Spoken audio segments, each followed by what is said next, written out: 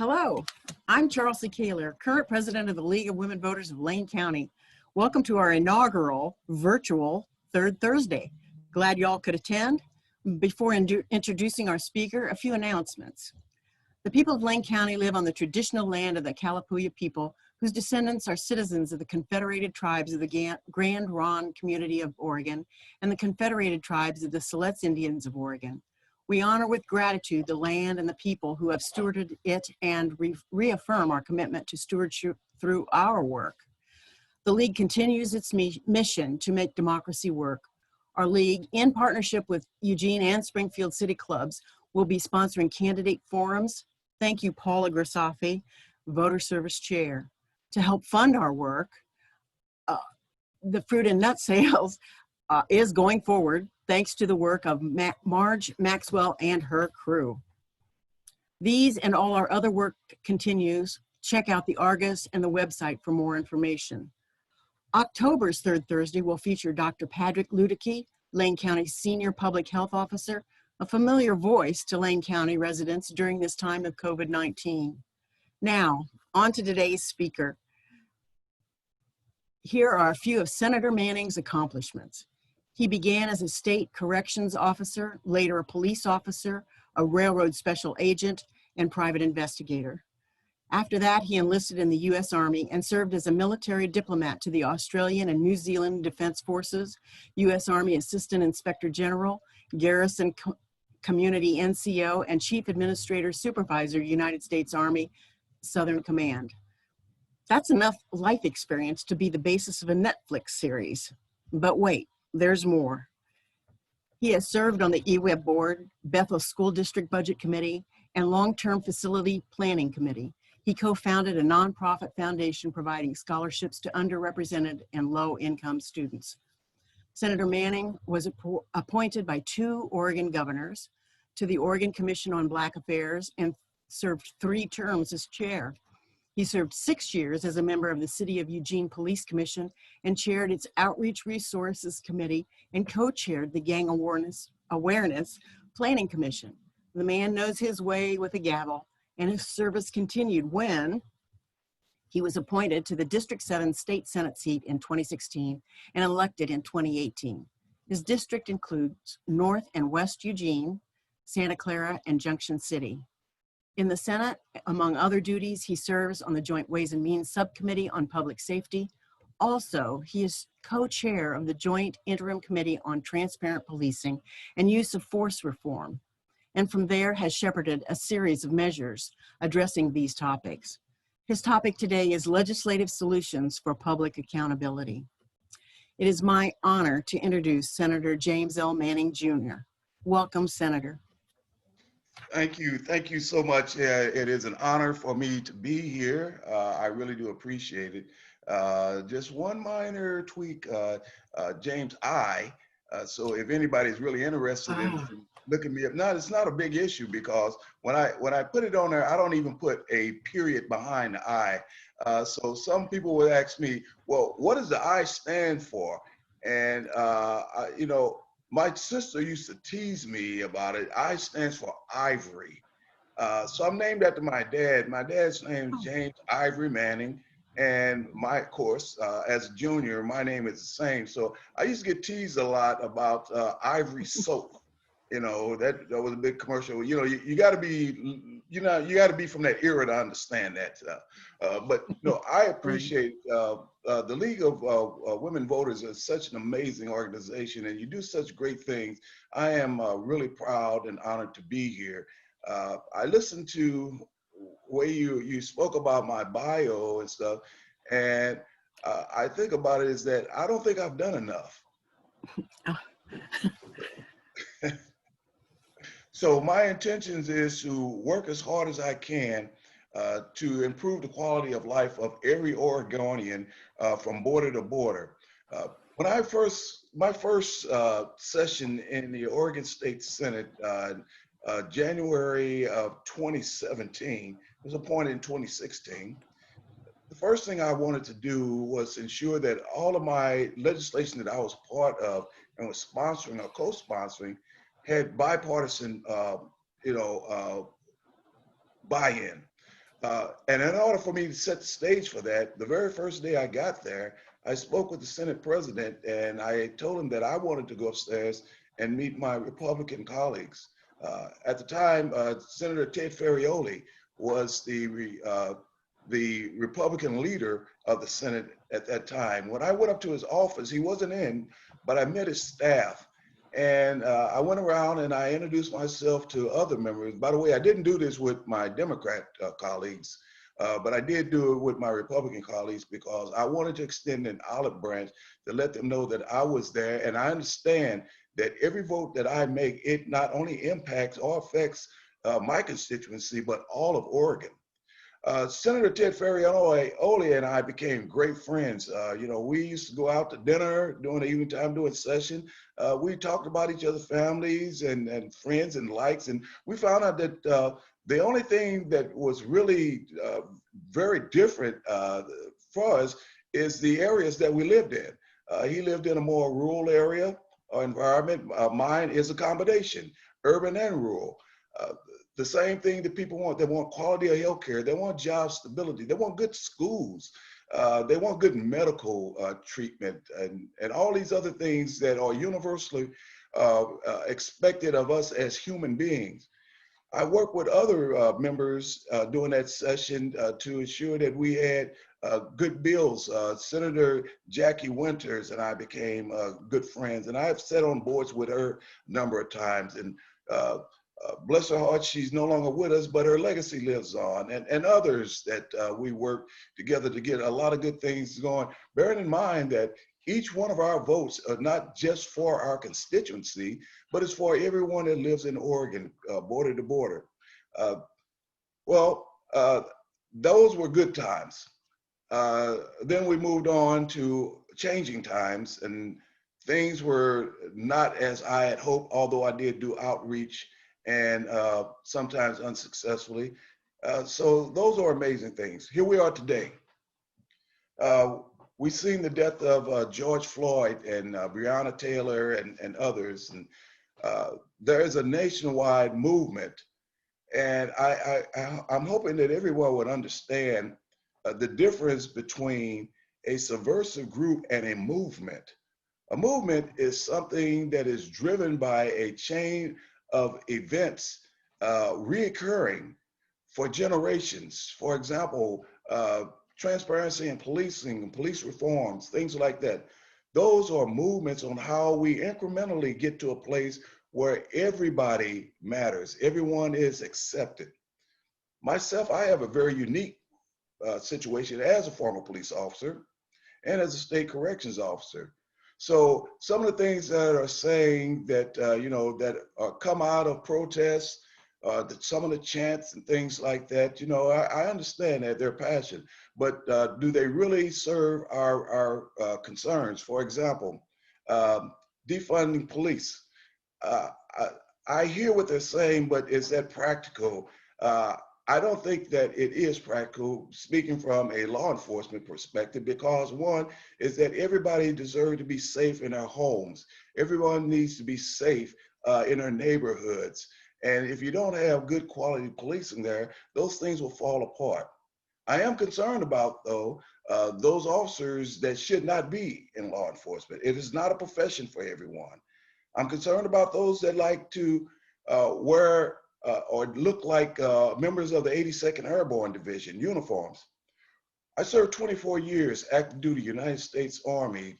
12 years of that I spent overseas. So I work with foreign armies and foreign governments in a lot of my assignments. And I recognize as a former drill sergeant what that uniform, that pattern mean to me. I recognize also for my brother-in-law and others that served over in Vietnam, what that uniform meant to them. And those that have served previously, it was not a part of policing. You should not look like a military combat soldier on the streets of America. So when I retired from the Army after 24 years and 3 months, I folded up my uniforms that I wore and I stowed them away. I have no need to wear them unless I'm going back on active duty. So when I see people that are dressed up in that uniform, wanting to get an adrenaline rush for whatever reason, it saddens me because to me, it disgraces the intent of that uniform. That uniform stands for the defense of the United States of America and our way of life. It does not stand for being able to kick doors in and do things like that on Americans, civilians, who, by the way, are paying your salaries. So I have introduced, and we're working on legislation for uniform reform. That is a big top priority of mine. I've spoken with superintendent of state police. I've spoken with law enforcement in my districts, and they all agree. I'm not saying that the flap jacket and some of these other things, no, you need those. The job dictates that you have those protections. I want to make sure that every officer is going home at the end of their shift, making sure that they return to their family healthy and hopefully in good spirits. Although sometimes those jobs and situations that you're called for service don't result in pleasantries always, but they don't have to also result in serious injury or death just because of a call for service. So we got to make sure that we're hiring the right people. And one of the things I spoke recently to the mayor of Portland is that during the hiring process, I want to see on every police department application, if you have been a member of or currently serving part of a subversive group. Now we can look at the Southern Poverty Law Center and the FBI that have lists of what they call subversive groups, and then we can look locally. Those would be disqualifiers. We don't need people going in that practice and biases and give them guns and badges and say, now we want you to be out here upholding the law. They have a different or could have a different interpretation what that means, especially with someone that looks different than them. And that's no matter who you are. So those are things that I'm looking at. Banning of the chokehold. I, as a member of the Eugene Police Commission, one of the biggest things that I have really pushed for is to ban the use of the chokehold. I see no reason for that. I've even gone to Washington, D.C. during the Obama administration, and I talked to him about police applicants. One, they need to have a psychological evaluation before hire and a polygraph. Well, now I'm going a step further and put that other box on there. If you have previously or now a member of one of these identifiable subversive groups or a domestic terror group, then you are completely banned from law enforcement, and their name will go into a database, a national database, to prevent them from going in later on if they relocate to another district or another state. So the banning of chokehold, you don't get that training when you go through the police academy. That is not something that they train you on. Those are trainings that occur afterwards. You bring in specialized trainers and Regency trainers, and some of them will teach those types of techniques. I remember that my time as a police officer, I received training by the FBI, and they taught me holds like what we call come-along holds. It's just simple pressure points where you can apply to a person's hand or fingers to get them to go with you. Make it very uncomfortable. Some can be a little bit painful, but yet they were non-life threatening. The carotid hold or the chokehold is deadly. So there was during one of our committee meetings, one of the chiefs of police said something that profoundly shocked me. He said that, well, you're going to be taking something out of our toolbox. And I thought about it, and I asked him, I said, well, what you're saying is that draining the life breath out of a person is something that you consider a tool. I'm not quite sure that this is a good profession for you if you are using that as a tool. Okay, so the next argument, well, what if an officer is in a life or death situation? Okay, that's easy. If you're in a life or death situation, everything is on the table. You fight, you do whatever you can so that you can go home.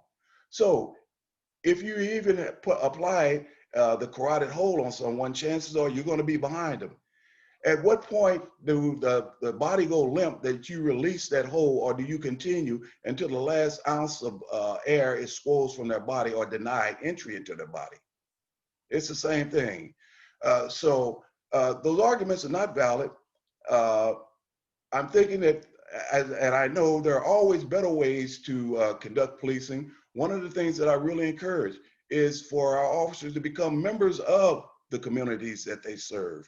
You know, when I was a police officer, I used to get out of my car and I walked the beat. I talked with store owners. I greeted people on the street, so they got a chance to know me.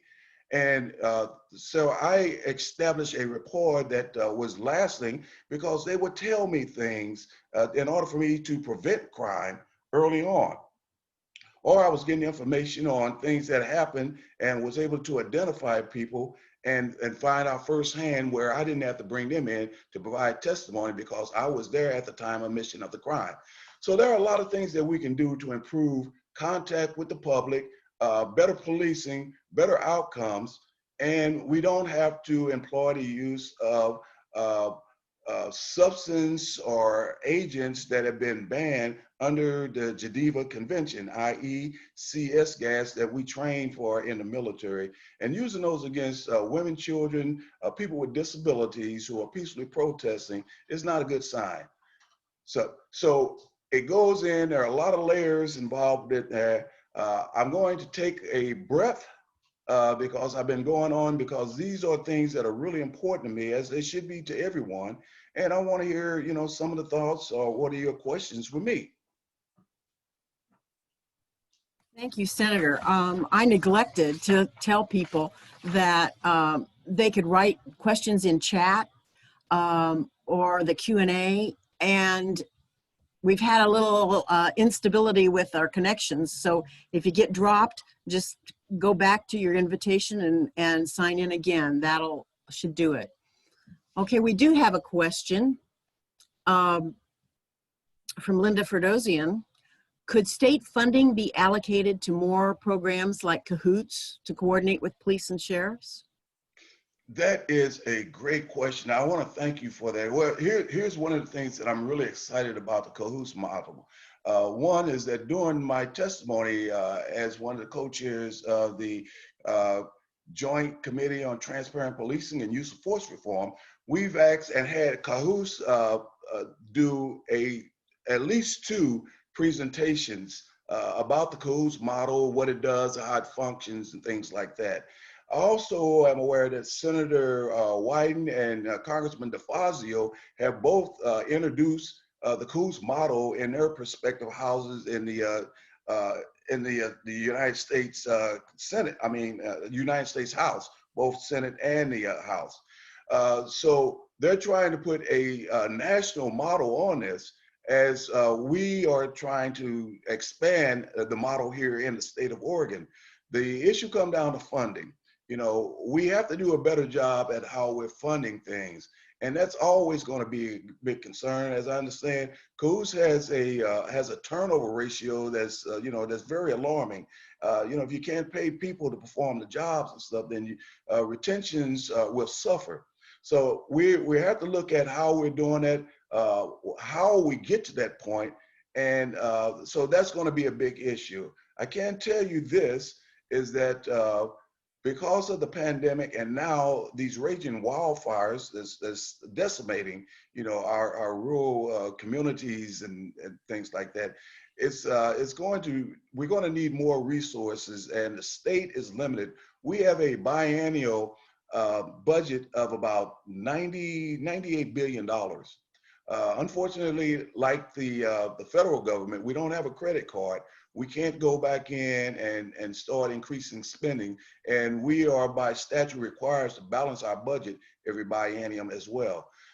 So while FEMA now is on board to provide some resources to those, the Cahoots model would be really effective, especially now that we have some of these more decimated and secluded areas, give people a chance to kind of get some of the help that they need by being mobile and going to them instead of waiting for them to come. So thank you for that question. Yeah. We have another question from Donna Michael. Regarding the no-knock warrant that was served on Breonna Taylor, the family received a $12 million settlement, and that city banned no-knock warrants plus a number of policy changes. Do the changes go far enough? And what further actions do you feel might be indicated? And do you see that coming in Oregon, those changes? That a great question. That in itself is really shocking. That $12 million didn't come from the officers. That came from the taxpayers. And each time there is a claim against an officer for, willful, intentional. I'm not talking about ones that, are in the performance of their duty and some things happen, but they were aligned with policy and procedures.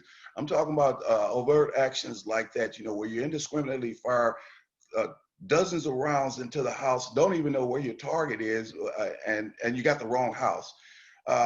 Here in Oregon, one of the things that we've done is that doing our transparent policing and stuff is that we've been looking and examining things like that. No-knock warrants, what those look like. We're going to continue to have those conversations with our judges and law enforcement, make sure that we get this thing right. But more importantly, the use of body cams. We have a incoming, I'm pretty sure that he's going to get there, senator that's going to be coming in place of Senator Monis Anderson.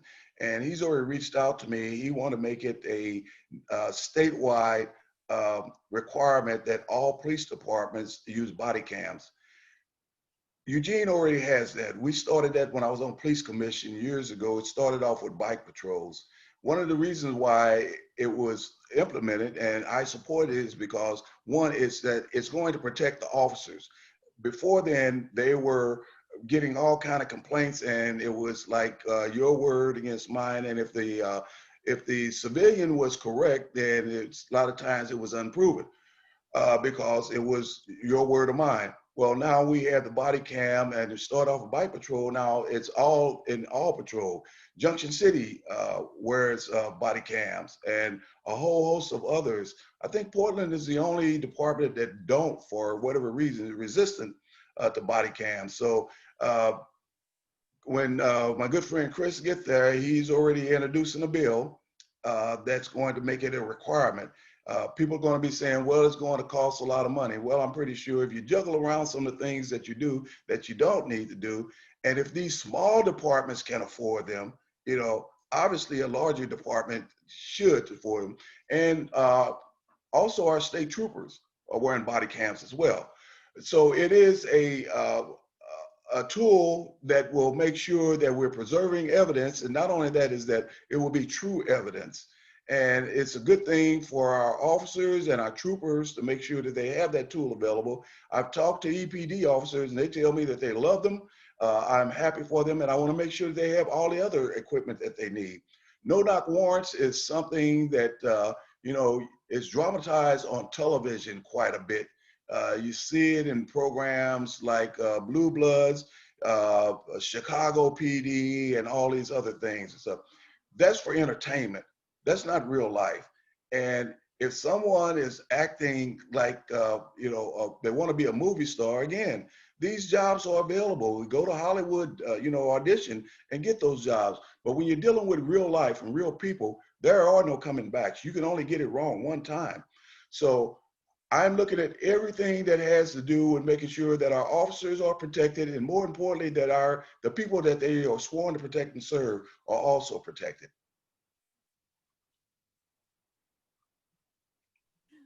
We've got several questions here going on.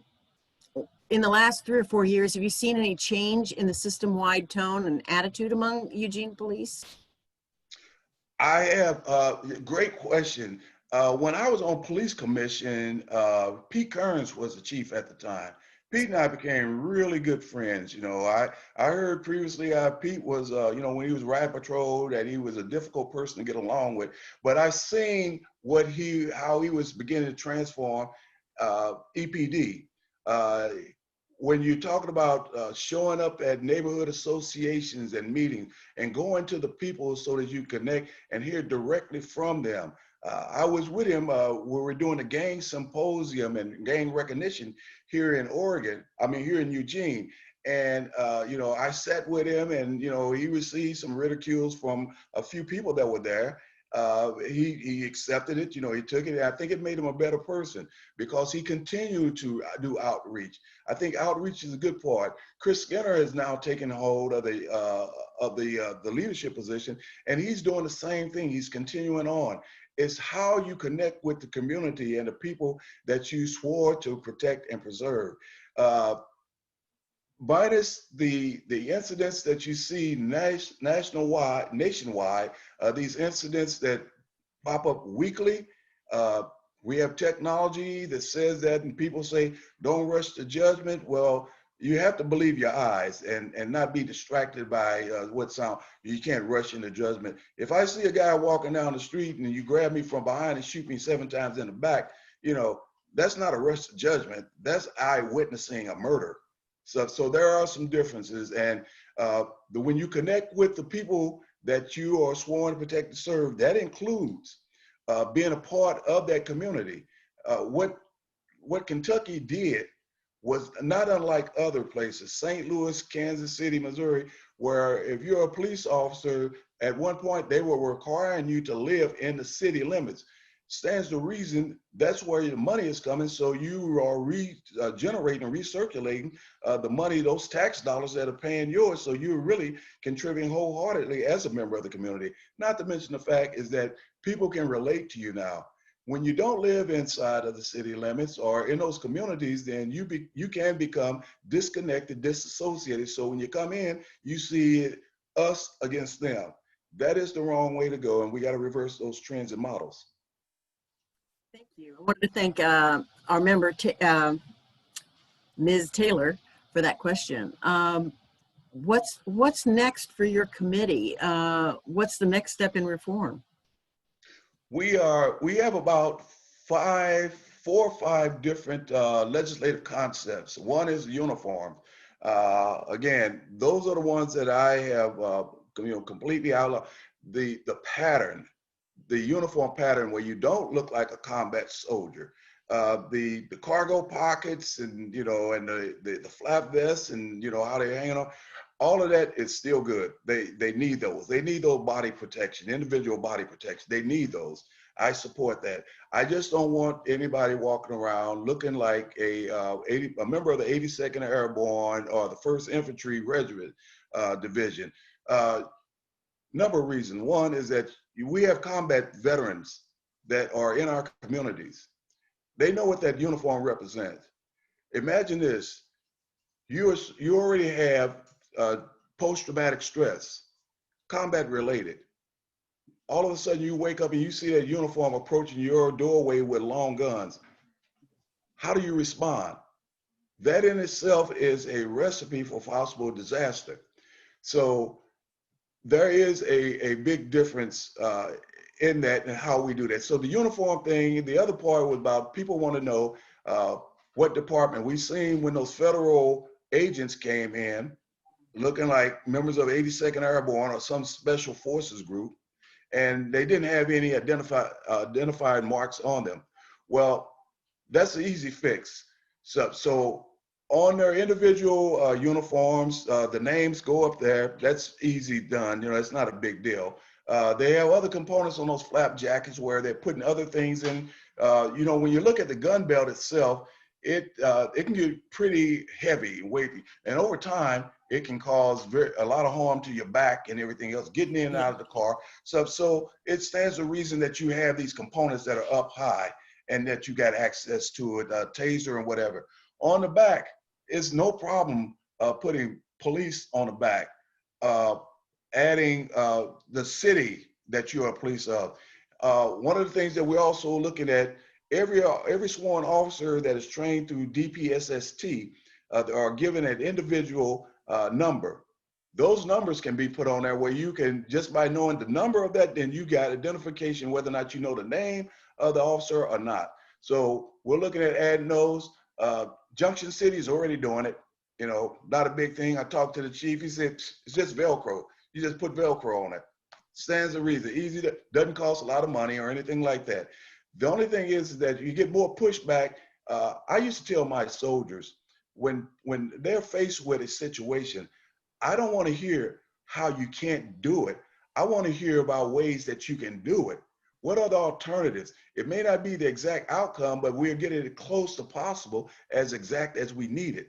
But to just say that we can't do it, that's not an option. So that one and the other ones are being queued up for the 2021 session. They're going to require a little bit more conversation. For example, qualified immunities and things like that. What does that look like? And there is a committee, a task force that's looking at qualified immunity in regards to schools and business and things like that that's going on right now. So that one is going to take a little bit of work. At what point the two of them intersect, I don't know. More to be defined, but they will be going into House and Senate judiciaries. You know, I don't know which one is going to start where, but those will be part of it. Banning the use of tear gas. Just recently, the mayor of Portland just banned the use of tear gas for his department altogether. Where in the first special session that we had, we put sideboards on there who can authorize disbursement of tear gas. I think, again, that particular irritant or substance, which is banned by the Geneva Convention, should not be used, especially when you talk about in urban environments and urban centers, and it's against the people that pay your paycheck. And you look at the residual effects, impacts on the environment, people that are in their homes that are subject to this. You can't control that substance once it's out of the can and stuff, you know. So we're probably going to have more talk about that. Portland mayor has already banned it. You're getting some pushback. Again, why can't we just choke people? Well, no, you can't do that. Good question. Thank you. Well, and you already answered. You must have gotten a brainwave or something from Sharon Amasha, one of our members, who asked, what is your view on a police qualified immunity? And it sounds like y'all are going to be working on that, right? It is. It's ongoing, and it's going to. We have to look at exactly what that means. You know, if it's something that's.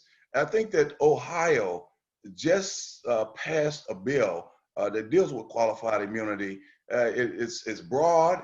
It's overarching and stuff. You know, and it impacts mostly all segments of the population, public and private. So there's more work to do and how we get there, but then acts of criminal actions and stuff, it will not be considered as a qualified immunity, no. Then Terry Parker asks, what do you think about ongoing protests in Portland? Is there anything that concerned citizens could or should be doing to support the cause and denounce the violence? Great question, and I thank you so much for that, because one is that I denounce the violence. We've all have denounced the violence, and if you look at how the violence is occurring, there is a group that's there specifically to do violence. When you see the protests during daylight hours and the people are out there, you see women, you saw the wall of mothers and, you know, the wall of veterans and things like that. They're not doing violence. There is a criminal element that embeds themselves in there specifically to distract from the messaging. I'm also a part of the BIPOC caucus, which is Black, Indigenous, People of Color caucus. So these are all legislators that are in there. It's myself, Senator Fredericks. We got Representative Hernandez, Representative Sanchez, Bynum, Teresa, Alonzo Leon, and Meeks, all part of this caucus. And we have been the driving force behind all of this police reform that have produced what we have so far today. Oh, Akasha Lawrence Spence also is in there as well. And we have been the ones that have been driving this, and we've had total support from the Speaker and the Senate President on how we're dealing with police reforms. That's why, from the Senate perspective, the President made me co-chair of that joint committee, and the Speaker chose Representative Janelle Bynum as co-chair of the same committee. So we have sent out letters denouncing violence, and I've also offered ways in order to prevent violence. One is that the peaceful protesters deserve to be having a police escort. I haven't seen that yet. I've seen the walls of police, you know, when you get to a certain location. But what happens is that you have members of some of these subversive groups, Proud Boys. My good friend, Senator Fredericks, he goes to the protests, and he hangs out in the back where he does a lot of observing. And he told me that it's the same people all the time that he's seen do this. They get behind the protesters, they throw things over their heads at police officers, and they're hitting the police officers with all these objects, and then the police move forward. The first thing they do is the people that's in front, those are the ones that they go after, and that's not where it's coming from. So these same people are doing the same thing. They only do it to get attention. At nighttime, the same people are the ones that are setting these dumpsters on fire. So here's some of the things that law enforcement can do. One is that here in Eugene, we have drone technology. Those drones can be up in the air, and they can take pictures of these people, identifying them. If it's not safe to apprehend them at that time, the next day they can go and pick them up. Or when you have these camera crews out there, we can have officers in civilian clothes with their cameras and stuff, and identifying the people that are actually doing this. If it's safe to apprehend them at that time, do so. If not, pick them up tomorrow. There are ways that we can do this without hurting innocent people and causing a lot of undue hardship because of deployment of chemical irritants and things like that. So I encourage peaceful protests. I think it's the right thing to do. I encourage it, no matter where you are on any particular issue, I do. But I do frown when people show up with guns. Agreed. From Nancy Mills, I think I lost it there a minute here ago. Got to look for it. Concerns have been expressed about the role of police unions in protecting some of the aggressive actions of their members. What reforms are you supporting in this area? That's a tough question. Well, actually, that's a great question, because we have done a bill already. And what the bill does, while I support, and I will always support collective bargaining rights, that's not the issue here. The issue here is that when you have criminal elements that have committed crimes or repeatedly policy violation that should not be in that uniform, it is determined after they receive due process to terminate them, and then you have an outside arbitrator come in and say, well, they did this, but you still got to hire them back. You can't do that. Well, we have did a bill that says, no, an outside arbitrator, everything is done by agreed upon metrics, which they negotiate with the union and the leadership of the city. And they say that these are the lines that we have. And if you cross any one of these lines, then it will be subject to up to and including termination, that an outside arbitrator can't come in and reverse that. We've seen that happen too many times, and that reflects real badly on the morale. Not to mention the fact is that when you have these, you got these young officers that's in there for the right thing, want to do the right thing, and they find out that if they step forward, they will be ostracized, or they will go through some things that's different. You have to make sure that you're protecting them. And that's part of the way I see it, protecting them so that we can get the best quality people that are in there and making sure that we're providing the support that they need. The other part about it is that, and I failed to mention, is people that come out, against the movement of Black Lives Matter, or think that anti-fascist is a group. So those that are not anti-fascist, then I suppose that will make them fascists if they are opposed to anti-fascists. So we really need to examine what their motives are as well. But when they come out and they start saying Blue Lives Matter, That came out of a harsh sheriff that was up north who is no longer, got voted out of office because of that. Every police officer lives matter. I get that. But blue is not a skin color. When as a police officer, when I took off my uniform, the color of my skin did not change. And when I travel, if I got stopped by another officer from another bailiwick that I didn't know, I was still subject to any thing that could go wrong just because of the color of my skin. So when people are out hollering about Blue Lives Matter, I would tell you they don't understand what they're saying. It's not about the lives of police officers. We all know that police officers, any police officer that is injured or worse, I'm there to support them. And I want to support them by first putting in things that help them be successful rather than talking and visiting hospitals later on. But that is a subversive, directed thing to be putting out there, because you can check with any officer of color, any African-American officer of color, they will tell you the same thing. When they take that uniform off, their skin color doesn't change, and where they go, they still can be subject to the same thing. So I'm hoping that people will understand that message and stop putting that out there, because those are people that is trying to turn people against a movement for justice and equality and stop bad people from getting away, killing people under the cover of a badge and a gun. We've got a follow-up question from the previous question from Therese Picado. She says, so are you saying that it's primarily alt-right agitators who are causing the majority of the violence in the ongoing protests in Portland?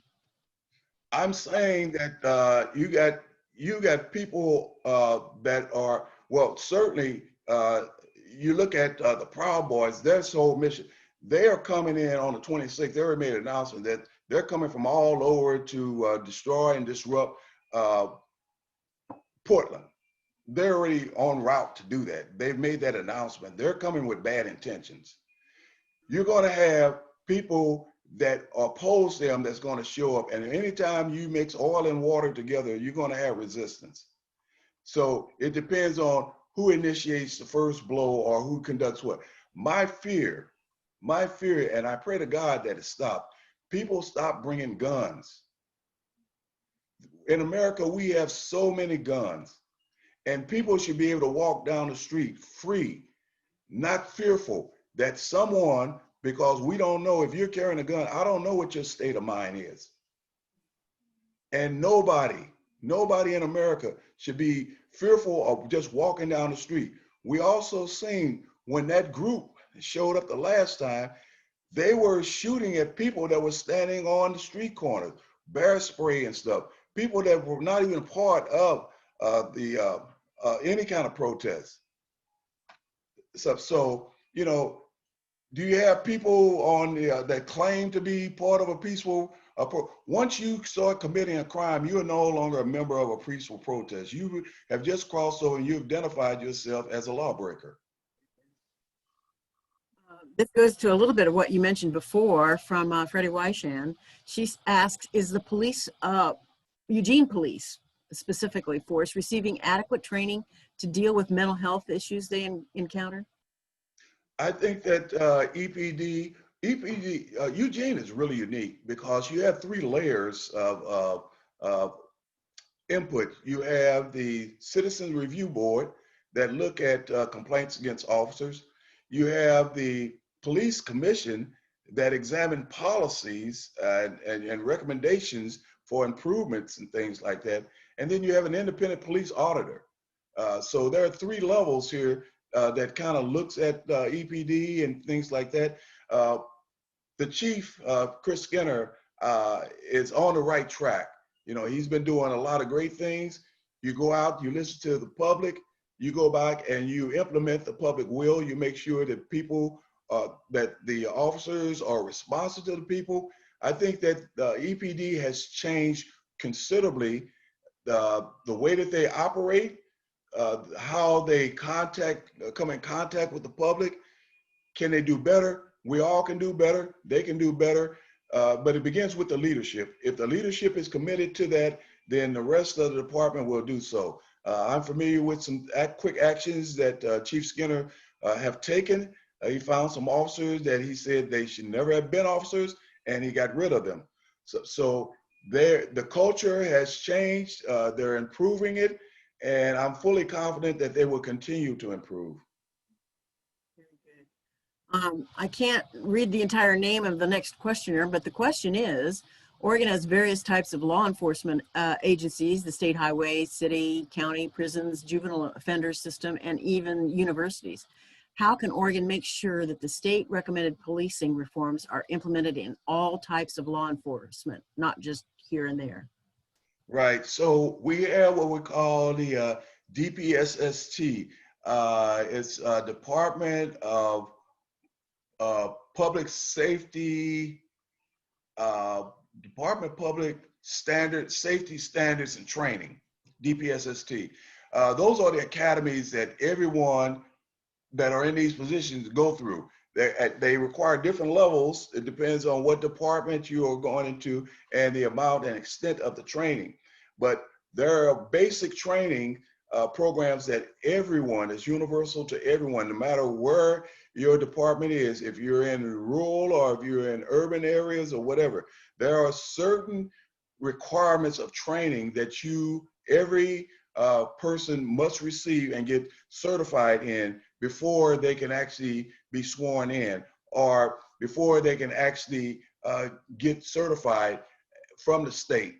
So there are standards that have to be made regardless of department or where you come from. It's just the level of training and the amount of time that's involved in the training can vary. So it's already exists that Yes. more complete coverage. Okay. Another question from Therese Picado.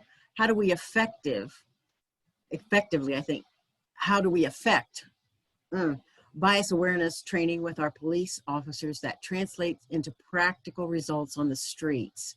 Do you see a shift in receptivity to this in law enforcement culture? I see it at some levels, yes. A lot of this stuff has to do with laws that what I call opportunity engagement. And what I mean by opportunity engagement is that when I was on the police department, the first 2 weeks I'm driving patrol, and I never made an arrest. I didn't see any violations or anything like that.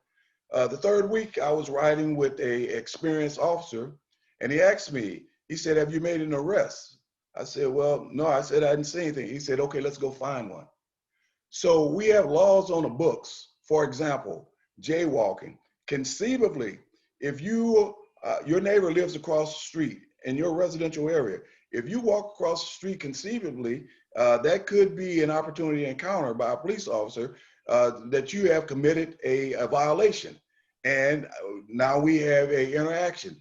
Most times when you talk about people of color, those interactions result in very severe outcomes or even death. I'll cite Michael Brown in St. Louis, walking down the street when Officer Darren, I forget his last name, told him to get out of the street. And as a result of that, when everything was over with, Michael Brown lay dead with multiple gunshots to the back and other places, all because he's walking down the street. So we have to look at and I've been very vocal about this. I've even spoken to the mayors, Eugene and Portland, is that we need to look at these laws that we have on the book that creates these environments. But more importantly, we have to make sure that police officers are interacting with the people that they swore to protect and serve. That is the big key on how we're going to change the entire culture. If you have a system that's set up where law enforcement officers only go out when there's a call for service, then there is a disconnect with everything else, because who are you going in contact with? Who are the calls with? What are you seeing? What are the patterns? Another thing that we did statewide, and it happened here in Eugene first, is that we prohibited the use of profiling. We have a policy here at EPD. It's called professional contact. I know about it because I was part of crafting the language of that policy. And since I've been in the state Senate, we passed that at the state level that prohibit profiling throughout the state. Now, does every officer adhere to that? Probably not. I would argue probably not, depending on the officer, depending on whether or not we're talking about chance opportunity engagements. But all of these things are collectively tied together, and we have to make sure that we're looking at it holistically and not just thinking that it's one part when it is only merely a branch of the entire tree. That's wonderful. It looks like we've run out of questions. Do you have any closing remarks you'd like to make? I do. Well, first of all, I want to thank you. League of Women Voters. You have my heart. You've always been open to me anytime I have put out a request to visit, or you've asked me for input. I think it's really important because this is where things really get started. How we change legislation. We change it at the grassroots, at the neighborhood level. We change it when we go out and we talk to people on the playgrounds and things like that. This is where you find out how things actually impact our neighbors, our friends, our communities. I'm looking forward to other opportunities I can have anytime. And, when we get to the point where the Capitol is back open again, I encourage you, come by my office. My office is open to everyone, regardless if we have a difference of opinion or different of position. I'm interested in what you have to say because I collect as much information as I can because I realize my vote not only impacts my constituency, but all of Oregon. And that's something that I take very sacredly. And I am not one to go out and try to do anything that's going to injure one group or one segment of the policy, because we're all in this thing together. And that's the only way we're going to survive, to include with transforming police and use of force reforms. It's not hard. You have to have the will to do it. And then once you have the will, you have to make sure that you have gathered and galvanized the right people in order to move these things forward. And I think we're at that position right now, and we're getting some positive things done. More work to do. We got to deal with the forest fires and how they have decimated and impact people in our rural communities, which is another thing that I've been focusing on. Thus, the reason that I went out and I visited Detroit and the firefighters on the front line to make sure, see how they're living, see how they're doing. I'm concerned about the majority of them that I saw didn't have on face masks, and they're inhaling all of this smoke and all of these fumes. You're looking at these homes that were fully equipped, fully furnished, and now there's nothing but ash there. And these young firefighters are walking around and they're inhaling this. I see a potential of another huge medical problem that can come out of this. We will recall 9/11. The results of those firefighters and first responders that were going there, inhaling all of these fumes and vapors and stuff, long term, what that caused them. So we're going to have to start, in my opinion, another fund to get ready for what could happen out of these brave men and women that have been fighting these fires as well. Thank you so much. It's been such an honor to have you here. I think we have some parting gifts, but since we're not together, we'll get them to your office. Some league swag. Thank you again for your service and being at our first virtual third Thursday. And members, next month we're going to do the same with Dr. Luedeke. Hope to see you then. Go Rain. Go Rain. Thank you. Goodbye, everybody. Thank you, Senator. Bye-bye.